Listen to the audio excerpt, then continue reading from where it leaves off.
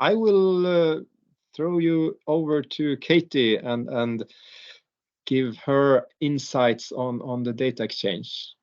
It plays in a lot with what we have talked about the digital product passports, because we know there's a lot of information that needs to be shared. And already when making sustainability statements as a retailer, you need information from the brands, and we know that there is a big hassle getting information and sharing information right now. So Katy has started to sort those things out and come up with a tentative solution, at least. Thanks, Joel. I'm just trying to share my screen. Can everybody see my screen? Yes, we can. Okay, so yeah, as Joel said, this piece of work that I'm about to talk about is something that we started before there were ever really any details on the DPP. And the project is all about sharing sustainability data in a more structured manner. I think with the DPP coming in 2025, this could almost be considered as a practice run for the DPP. Oh, can you see? Yeah, you can see my screen, yeah. Yes. And I think what working with the tool that I'm about to present will do, it will familiarise you with who you need to speak to internally, what data you need to start thinking about collecting, where you might find that data, who you'll need to talk to, so on and so forth. From a retail perspective, I think the tool helps you to figure out why you might be requesting that data and what eventually you might want to do with it. So what I'm about to talk about is called the Sustainability Data Exchange Project. That's what we've been calling this. This has been a collaboration between ourselves at the European Outdoor Group and our colleagues at the BSI, which is the outdoor it's not outdoor, it's the Sports Association for Germany. So we've been working collaboratively on this for a while. So that's me, obviously, and my contact details should you need them, and my colleague Mighty at the BSI, who we've been working with on this project. And this project really came about because one of our brands reached out, and they just said, "Can you help us?" They said that they were regularly receiving Excel, sometimes online forms, but product level sustainability data requests from the retailers. So one of our brands reached out, and we reached out to the wider EOG membership to see if this was an industry problem or specific to that brand problem. And every single brand that we reached out to came back, and we heard very loud and clear that this is an industry problem. So I like to use this image on the left. It's usually quite impactful. What we see here is, a brand with 10 products, which is completely unrealistically small, working with 5 retailers. Again, really, really unrealistically tiny.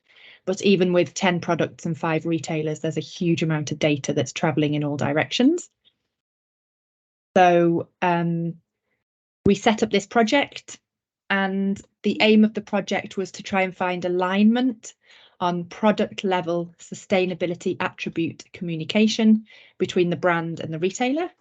And we wanted to develop an approach to reduce the multiple and diverse product level questionnaires and data requests that were coming from the retailer to the brands.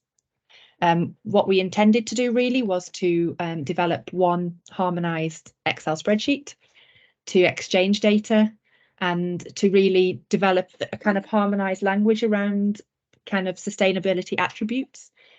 Because what we recognise fairly early on is that if everyone's using different languages, not actual languages, but different terminology for the same thing, it makes it very difficult to start to transfer this information, but also compare it. So we wanted to go from something on the left to something a little more on the right. So just to try and make the whole system a little bit more streamlined and tidied up. What we did when we started, we collected some of the questionnaires. The questionnaires that we collected were some of the bigger ones that you would have heard of, or most of the brands were being asked for. So we looked at kind of REI and Globetrotter and Zalando. I think Intersport didn't have one, but they were developing one. So we collected a lot of those questionnaires, the retailer questionnaires, and we mapped them against each other. It was interesting that we recognised that the retailers were asking for this information for a number of reasons. On the one hand, it was to inform consumers. In some cases, it was to help them to kind of structure their websites or catalogues, or to help them to organise internally their products. In some cases, it was to give a green badge or an eco label or something, like a retail level sustainability highlight to the products. And going forward, this information will be required for compliance and policy reasons. When we looked at the 12 that we looked at, we found, unsurprisingly, that most of them were asking the same thing, but in a slightly different way. The mapping really wasn't difficult because it was the same questions over and over again, asked in a different format. Another thing that we realised when we did this mapping was that, in general, there was a bit of confusion around certifications, and that was kind of, you know, the difference between product, material, brand and facility certifications. And sometimes the retailers were asking these all jumbled up, so it wasn't really clear. It became clear that there was kind of confusion in this area about what certifications actually related to. We definitely saw clear topics, and they were affiliations and certifications. Is this blue sign? Are you working with Fair Wear? So on and so forth. There were questions around materials and chemicals. So, for example, percentage recycled content, DWR free, so on and so forth. There were questions around animal welfare, questions around social sustainability, of course, and there were a number of brand level questions. So these were things like, do you have a recycling system in place, or are you B Corp? So there were questions that were specifically on a brand level, not on a product level. So despite the questionnaires saying they were for product level sustainability, there was actually a lot of kind of mixing of brand and product level questions. What we did, we got a group of brands and retailers together. Everybody, it was no problem recruiting people to be in this project because everybody was quite keen to get this sorted out as quickly as possible. We had 12 brands and we had 10 retailers in the group. And what we did, from the mapping, we developed a questionnaire, and we went through 2 rounds of kind of testing the questionnaire with the group. Can the brands fill it in easily enough, and does it answer all of the questions that the retailers have? Following feedback, we updated the questionnaire, made the changes that we needed to based on the feedback from the group. And then at the end of 2 rounds, we reached a point where we were happy with the questionnaire that we had developed. The questionnaire has quite a straightforward structure. It consists of 6 tabs. The first tab is literally just all of the information that then feeds into the questionnaire at a later time. And then we have questions on textile, footwear, hard goods products. So we have a tab for each type of product. There's then a tab for the brand information that we decided to include. And then the 6th tab is dedicated specifically to climate information. The reason that we included this was because kind of sitting underneath the European Outdoor Group, we have an initiative called the ORCC, which is the Outdoor Retail Climate Commitment. That is a group of retailers who are really trying to move the industry on climate. And they said that going forward, they, as a collective of retailers, would be asking very, very specific questions about the climate aspect of brands. And so we thought it was a good idea to incorporate those questions into the same place so that there's one questionnaire instead of lots of things flying around. We rolled this out in July. So in July, we had a launch webinar where we made the questionnaire publicly available. We are asking brands and retailers we're asking brands to use it and retailers to accept it from the fall-winter 24-25 ordering cycle. And we were asking the brands and the retailers to really start to talk to each other and to try and convince the others to kind of work with this method going forwards. This questionnaire is available. It's available on our website. I think someone's put the link in the chat box already, so that's great. And on the website, you can find the questionnaire. You can find a short one-page document that explains why it exists. There's also the launch webinar recording where we actually go through the questionnaire in a lot more detail and explain how to use it and the kind of intricacies of all of the different tabs. And there's also a tutorial video that we put together that kind of addresses the frequently asked questions that kept popping up and really walks people through filling in the questionnaire. So yeah, please have a look at our website and please consider using it if possible.